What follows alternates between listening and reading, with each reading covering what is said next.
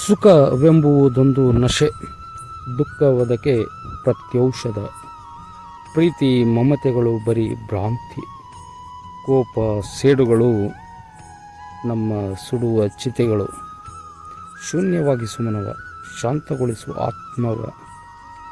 ಜಗದ ನಿಯಮವಿದು, ಕಾಲನ ಆಧೀನ.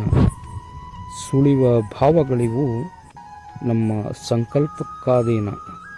ತೊರೆ ಭ್ರಮೆಯ, ಮರೆ ಭವವ, ದಿಗಂತದಾಚೆಗಿನ ಬೆಳಗಿನೊಳಗ ಕತ್ತಲಿನ ಗುಹೆಯೊಳಗೆ.